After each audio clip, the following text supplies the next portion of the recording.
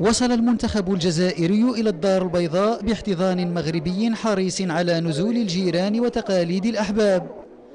طموح ربان الخضر وحيد هاليلوزيتش كان مفتوحا، ولم يخف نيته في تحقيق نتيجة إيجابية في فضاء تعوده عند مصاحبته نادي الرجاء البيضاوي قبلا.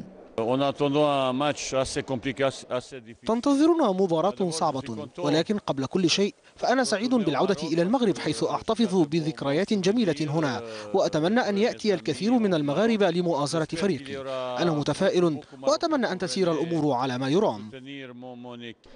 تقول المصادر إن لائحة محاربي الصحراء لا يغيب عنها إلا المدافع مجيد بوقرة بداعي الإصابة، هذا مع بقاء الأسرار الفنية في يد المدرب وحيد. هناك دائما بعض المشكلات الصغيرة والغيابات، لكننا نتطلع لإصلاح الأمور قبيل المباراة. اللاعبون الجزائريون مصممون على إحداث قفزة أمام الليبيين، وطموحهم غير محدود في تسجيل الكثير من العلامات. التحضيرات كانت جيدة، وحنا رانا جينا المغرب البلد الثاني ديالنا باش نقوموا مباراة في القمة ونعودوا بنتيجة إيجابية إن شاء الله. الجمهور الجزائري الذي ينزل على دفعات في المغرب جاء مشحونا بحماس التشجيع، وتحدوه الآمال العريضة بالفوز.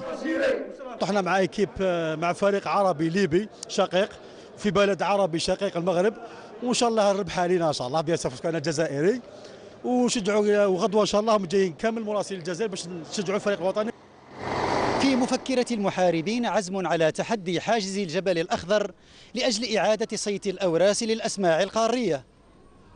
الجزائريون يريدون إنجاح امتحانهم أمام ليبيا بأداء وإقناع.